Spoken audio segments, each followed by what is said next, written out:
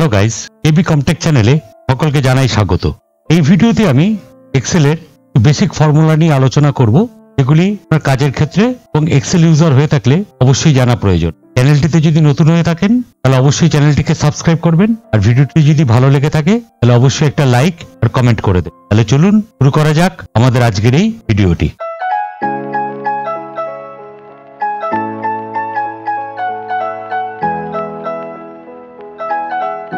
প্রথমে আমরা এখান থেকে চলে আসছি কাউন্টিভ ফাংশনে। কাউন্টিভ ফাংশনের কাজ হলো যে একই ধরনের ভ্যালু বা টেক্সট বা যেরকম আমি কন্ডিশন দেবো সেই ধরনের ভ্যালু বা টেক্সট কতগুলি আছে সেটি কাউন্ট করে এখানটায় বলে দেবে। এবার তার জন্য আমাদের একটি এখানে ফর্মুলা লিখতে হবে। ফর্মুলা লেখার আগে আমরা সবসময় একটি ইকুয়াল টু চিহ্ন দিয়ে নিই। ইকুয়াল টু কাউন্টিভ, এখান থেকে ট্যাব মারলে এই কাউন্টিভ ফাংশনটি নিয়ে নেবে ফার্স্ট ব্র্যাকেট। এবার এখান থেকে প্রথমে রেঞ্জটি সিলেক্ট করতে হবে। আমি এখান থেকে এই রেঞ্জটি সিলেক্ট করে দিলাম। সিলেক্ট করে দেওয়ার পর এবার এখানে কমা দিয়ে দিলাম। এবার কমা দিয়ে বলছে ক্রাইটেরিয়া। আমরা দেখতে চাইছি যে 50 দিয়ে যে কটি ভ্যালু এখানে রয়েছে তাহলে সেটি কতগুলি। এখানটা লিখে দিলাম 50, ফার্স্ট ব্র্যাকেট ক্লোজ, এন্টার। তাহলে এখানটা দেখুন দেখিয়ে দিচ্ছি 50 দিয়ে টোটাল ভ্যালু আছে 4টি। একইভাবে আমরা যদি এখানটায় লিখি ইকুয়াল টু কাউন্টিভ, এখানে ট্যাব দিয়ে দিলাম ফার্স্ট ব্র্যাকেট। এবার এখান থেকে রেঞ্জ বলতে আমরা এই টেক্সটের এই রেঞ্জটিকে সিলেক্ট করে দিলাম। এবার আমরা এখানে দেখতে পাচ্ছি প্রেজেন্ট অর্থাৎ পি কতগুলি আছে, কমা দিয়ে এখানে যেহেতু টেক্সট তাই জন্য আমরা ডবল ইনভার্টেড কমার মধ্যে এটা লিখে দিলাম পি, লিখে double inverted comma close, first bracket close, enter. তাহলে পি এখানে আছে টোটাল 5টি। এবার আমরা চলে এলাম সাম ইফ ফাংশনে। সাম ইফ ফাংশনের কাজ হলো এখানে কিছু নাম্বার দেওয়া আছে, এই নাম্বারগুলি আমি যে কন্ডিশন দেবো এই কন্ডিশনের উপর বেস করে যে নাম্বারগুলি আছে তার যোগফল কত সেটা সাম ইফ বার করে দেবে। তার জন্য আমরা এখানটা লিখে দিলাম equal to some if tab first bracket. এবার এখানে রেঞ্জ আমাকে বলতে হবে, রেঞ্জ বলতে আমি এই জায়গাটিকে বলে দিলাম কমা। এবার আমাকে ক্রাইটেরিয়া দিতে হবে। আমরা ডবল ইনভার্টেড কমার মধ্যে এখানটা লিখে দিলাম greater than 50, double inverted comma close, first bracket close, enter. তাহলে 50 এর উপর যে ভ্যালুগুলি আছে তার টোটাল যোগফল এখানটায় শো করে দিয়েছি। এরপরে আমরা চলে এলাম প্রোডাক্ট ফাংশনে। প্রোডাক্ট ফাংশনের কাজ হলো টোটাল এখানে কিছু নাম্বার দেওয়া আছে, টোটাল রেঞ্জের মধ্যে যে নাম্বারগুলি আছে সেগুলিকে আমরা গুণ করে অর্থাৎ মাল্টিপ্লিকেশন করে দেখিয়ে দেবো। তার জন্য আমরা এখানে ফর্মুলাটি লিখে নিলাম ইকুয়াল টু প্রোডাক্ট, এখানে ট্যাব দিয়ে দিলাম ফার্স্ট ব্র্যাকেট। এবার এখান থেকে আমি রেঞ্জ থেকে সিলেক্ট করে দিলাম ফার্স্ট ব্র্যাকেট ক্লোজ, এন্টার। তাহলে দেখুন এখানে প্রোডাক্ট করে কত প্রোডাক্ট হচ্ছে সেই মাল্টিপ্লিকেশন ফলটি আমাদের এখানটায় দেখিয়ে দিয়েছে। এবার চলে আসছি সাম ফর্মুলায়। সাম ফর্মুলার কাজ হলো এখানে যে ডেটাস গুলি দেওয়া আছে প্রত্যেকটির টোটাল বার করা বা সাম বার করা। তার জন্য আমরা এখানে একটি ফর্মুলা লিখে দিলাম equal to some first bracket. এবার এখান থেকে আমি পুরো রেঞ্জটিকে সিলেক্ট করে দিলাম ফার্স্ট ব্র্যাকেট ক্লোজ, এন্টার। তাহলে দেখুন এখানে সামটি চলে এলো। আবার এর জন্য একটি শর্টকাট কিও আছে। আমরা যদি টোটাল রেঞ্জটি সাম বার করতে চাই ফর্মুলা না লিখে আমরা এখান থেকে শর্টকাট কি প্রেস করতে পারি alt equal to. Alt equal to দিলে দেখুন অটোমেটিক সাম ফর্মুলাটি চলে আসে। জাস্ট আমরা এখানে এন্টার দিয়ে দিলাম, চলে এলো।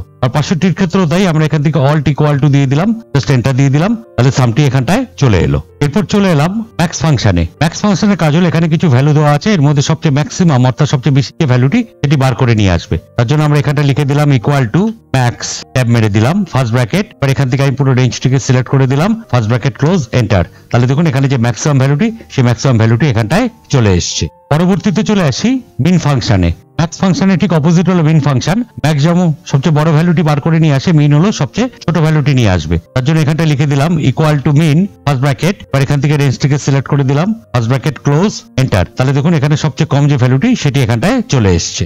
এবার চলে আসি টুডে ফাংশনে। টুডে ফাংশনের কাজ হলো আজকের কারেন্ট ডেটটি এখানটায় দেখিয়ে দেবে। এর জন্য আমাকে কোনো রেঞ্জও সিলেক্ট করতে হবে না, যে সেলে আপনার দরকার আপনি জাস্ট এখানে ক্লিক করবেন, করে এখানে ফর্মুলা টাইপ করে দেবেন equal to today first bracket open first bracket close লিখে যদি আমি এন্টার দেই তাহলে আজকে যে কারেন্ট ডেটটি সেই কারেন্ট ডেটটি এখানটায় চলে আসবে। পরের যে ফর্মুলাটিতে চলে আসছি সেটি হলো নাও।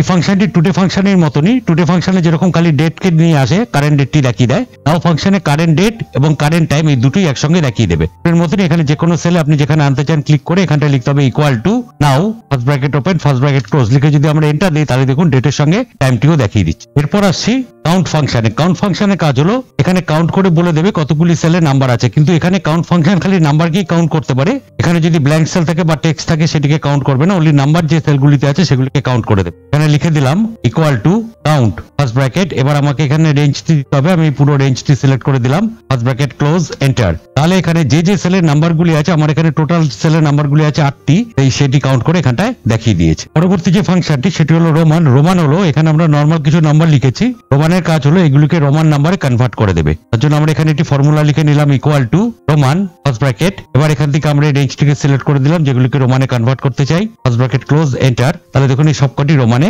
কনভার্ট হয়ে গেছে। এরপর চলে আসি ট্রিম ফাংশনে। ট্রিম ফাংশনের কাজ হলো এখানে আমরা দুটি সেন্টেন্স লিখেছি, তো সেই সেন্টেন্সের মধ্যে ফালতু কারণে কিছু গ্যাপস পড়ে গেছে।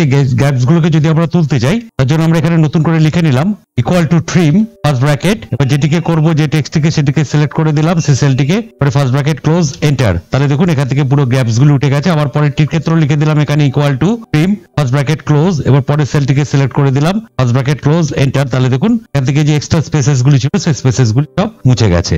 পরের যেটি আছে সেটি হলো আপার। আপার মানে হলো আমি এখানে কিছু নাম লিখেছি, এই নামগুলো আমি সবকটাকে যদি আপার কেসে কনভার্ট করতে চাই তার জন্য আমরা এই ফাংশনটি ব্যবহার করে থাকি। এটি একটি টেক্সট ফাংশন। এখানটা লিখে নিলাম ইকুয়াল টু আপার, যে রেঞ্জটিকে করতে চাই সেই রেঞ্জটিকে আমি পুরো সিলেক্ট করে দিলাম, ফার্স্ট ব্র্যাকেট ক্লোজ এন্টার। তাহলে দেখুন এখানে যে কটি নাম ছিল সবকটা নাম আপার কেসে কনভার্ট হয়ে গেছে। একইভাবে আমরা আপার কেসের মতন আমরা যদি নামগুলিকে লোয়ার কেসে কনভার্ট করতে চাই, এখানে আমরা কিছু আপার কেসের নাম লিখে রেখে দিয়েছি, এগুলিকে আমি লোয়ার কেসে নিতে চাই, তার জন্য এখানটা ক্লিক করে আমি লিখে দিলাম equal to lower first bracket, আর এখান থেকে আমি পুরো রেঞ্জটিকে সিলেক্ট করে দিলাম, ফার্স্ট ব্র্যাকেট ক্লোজ এন্টার। তাহলে নামগুলো দেখুন সব লোয়ার কেসে কনভার্ট হয়ে গেছে। এরপরে সেটি হলো প্রপার। প্রপারের কাজ হলো যে এখানে প্রত্যেকটা ওয়ার্ডের ফার্স্ট লেটারটি ক্যাপিটাল হয়ে যাবে। এখানে আমরা কিছু ক্যাপিটাল স্মল এগুলো মিলিয়ে আমরা কিছু নাম লিখেছি। এখানে যদি আমরা লিখি তাহলে প্রত্যেকটি ওয়ার্ডের ফার্স্ট লেটারটি ক্যাপিটাল হয়ে যাবে। তার জন্য আমরা এখানটা লিখে দিলাম equal two proper first bracket, এবার এখান থেকে আমি পুরো রেঞ্জটিকে সিলেক্ট করে দিলাম, ফার্স্ট ব্র্যাকেট ক্লোজ এন্টার। তাহলে যে নামগুলো ছিল সেই নামগুলো দেখুন প্রত্যেকটি ওয়ার্ডের ফার্স্ট লেটারটি ক্যাপিটালে হয়ে গেছে। পরের যে ফাংশনটি সেটি হলো রিপিট। রিপিট ফাংশনের কাজ হলো এখানে আমি কিছু নাম্বার দিয়ে রেখেছি, এই নাম্বারস অনুযায়ী এখানে যে ক্যারেক্টারটি আমি দেবো সেই ক্যারেক্টারটি ততগুলো টাইমস রিপিট করে দেবে, একটি চার্টের মতো তৈরি করে দেবে। তার জন্য আমরা এখানে একটি ফর্মুলা লিখে নিতে পারি equal to REPT first bracket. এবার এখানে যে চিহ্নটি দিয়ে আমি করতে চাই চার্টটি সেটি আমি এখানটা ডবল ইনভার্টেড কর্ম দিয়ে লিখে দিলাম। ডবল ইনভার্টেড কর্ম আপনি যেটা চান সেটা দিয়ে দিতে পারেন। আমরা যেরকম এখানে একটি পাইপিং সাইন দিয়ে দিলাম বা একটি দাগ দিয়ে দিলাম, ডবল ইনভার্টেড কর্ম ক্লোজ কমা। এবার এখান থেকে আমি পুরো রেঞ্জটিকে সিলেক্ট করে দিলাম যে নাম্বারগুলি রিপিট হবে, ফার্স্ট ব্র্যাকেট ক্লোজ এন্টার। তাহলে এখানে দেখুন এখানে যে নাম্বারগুলি ছিল এখানে 10টি রিপিট হয়েছে, 3টি এখানে 3টি, যেরকম ভাবে আছে সেইভাবে ঠিক ততগুলি ক্যারেক্টার সেখানে রিপিট হয়ে গেছে 4 প্রকার। এরপরের যেটি হলো রাউন্ড ফাংশন। রাউন্ড ফাংশন হলো এখানে আমি কিছু পয়েন্টস দিয়ে নাম্বার লিখেছি এবং আমি এটাকে রাউন্ড আপ করতে চাই, জন্য আমরা এখানে একটি ফর্মুলা লিখে নিলাম equal two round first bracket, এখান থেকে পুরো রেঞ্জটিকে সিলেক্ট করে দিলাম, কমা, পয়েন্টের পর কটা ডিজিট চাই সেটা আমাকে লিখে দিতে হবে। আমরা এখানে লিখে দিলাম 2, অর্থাৎ পয়েন্টের পরে ডিজিট চাই, ফার্স্ট ব্র্যাকেট ক্লোজ এন্টার। তাহলে দেখুন এখানে যে নাম্বারগুলি ছিল পয়েন্টের পর করে ডিজিট নিয়ে চলে এসেছে। এরপর আমরা চলে আসছি কনক্যাটিনেট ফাংশনে। কনক্যাটিনেট ফাংশনের কাজ হলো আমরা এখানে দুটি আলাদা আলাদা সেলের নাম আর টাইটেল লিখেছি। আমরা যদি নামটিকে পুরো সেলের মধ্যে আনতে চাই তার জন্য আমরা এখানে ফর্মুলাটি লিখে নিলাম equal to concat first bracket, আর এখান থেকে টেক্সটটি দিতে হবে, যে টেক্সটটিকে আমি নিতে চাই প্রথমে এটিকে দিয়ে দিলাম, কমা, তারপরে আমরা একটা ডবল ইনভার্টেড কমা দিয়ে একটা গ্যাপ দিলাম, অর্থাৎ নাম আর টাইটেলের মধ্যে গ্যাপ থাকবে, আবার দিলাম কমা, তারপরে পরের সেলটিকে সিলেক্ট করে দিলাম, ফার্স্ট ব্র্যাকেট ক্লোজ এন্টার। এখানে রেখে আমরা যদি টেনে দিই প্রত্যেকটি নাম এবং টাইটেল একটি করে সেলের মধ্যে। পরের যে ফাংশনটি এটি হলো লেন ফাংশন।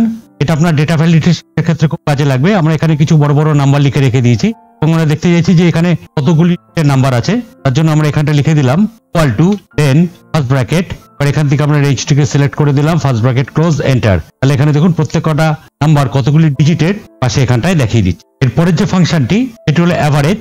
এখানে আমরা কিছু নাম আর কিছু নাম্বার লিখে রেখেছি, আমি টোটাল নাম্বার যে আছে তার অ্যাভারেজটি বার করতে চাই, তার জন্য আমরা এখানে একটি ফর্মুলা লিখে নিলাম equal two average first bracket, আমরা এখান থেকে পুরো রেঞ্জটিকে সিলেক্ট করলাম, ফার্স্ট ব্র্যাকেট ক্লোজ এন্টার। দেখুন এখানে যে নাম্বারগুলি ছিল তার অ্যাভারেজটি কাউন্ট হয়ে এখানটায় চলে এসেছে। এরপরে আমরা চলে আসছি সাম প্রোডাক্ট ফাংশনে। আমি এখানে একটি ছোট্ট ডেটা টাইপ করে রেখে দিয়েছি, যেখানে আইটেম আছে, কোয়ান্টিটি আছে, প্রাইস আছে। এখানে কোয়ান্টিটি এত, প্রাইস এত। আমি এখানে টোটাল অ্যামাউন্টটি বার করতে চাইছি, যে এই দুটি সব মিলিয়ে যে টোটাল হচ্ছে সেই টোটাল অ্যামাউন্টটি। তার জন্য আমরা এখানটা লিখে নিলাম equal to sum product first bracket, আর এখান থেকে আমি ফার্স্ট অ্যারে যেটি আছে অর্থাৎ এই কোয়ান্টিটি অ্যারেটিকে সিলেক্ট করে দিলাম, কমা, আর এখান থেকে প্রাইসের যে অ্যারেটি আছে সেটিকে সিলেক্ট দিলাম, ফার্স্ট ব্র্যাকেট ক্লোজ এন্টার। তাহলে দেখুন এখানে কোয়ান্টিটি আর প্রাইস ইনটু করে এবং টোটাল যেটা হচ্ছে অ্যামাউন্ট সেই অ্যামাউন্টটি এখানটায় চলে এসেছে। পরবর্তী যেটি এবং সর্বশেষ যেটি সেটি আমরা এখানে চলে আসলাম কোড ফাংশনে। কোড ফাংশনের কাজ হলো এখানে আমি কিছু অ্যালফাবেটস লিখেছি এবং কিছু সাইনও দিয়েছি। সাইনগুলোর ক্যারেক্টার কোড কত সেই কোডটি আমাকে এখানে জানিয়ে দেবো, নাম্বারটি কত, এটাকে বলা হয় অ্যাসকি কোড। আমরা এখানটায় অন্যভাবেও করতে পারি। আমরা যদি এখানে অল্ট টিপে 65 দিই তাহলে দেখুন এখানে ক্যাপিটালে চলে আসছে। এরকম ভাবে আমরা এখানটা কোডটি জানতে চাই, তার জন্য আমরা এখানে একটি ফর্মুলা লিখে নিলাম equal two code first bracket, আমরা এখান থেকে পুরো রেঞ্জটিকে সিলেক্ট করে দিলাম, ফার্স্ট ব্র্যাকেট ক্লোজ এন্টার। তাহলে প্রত্যেকটা ক্যারেক্টার যেটা আছে এবং যে সিম্বলসও আছে প্রত্যেকটার অ্যাসকি কোড কত সেই কোডগুলি আমাদের এখানটায় দেখিয়ে দিই। তাহলে ভালোভাবে বুঝে গেছেন এরকম কিছু বেসিক ফর্মুলার কাজটি কি। আমরা এখানে অল্প কিছু বেসিক ফর্মুলা যেটি আমাদের কাজে লাগতে পারে এটি আমরা নিয়ে এখানে আলোচনা করলাম। ভিডিওটি ভালো লেগে থাকলে লাইক, শেয়ার এবং সাবস্ক্রাইব আর কমেন্ট করে অবশ্যই জানাবেন কেমন লাগলো।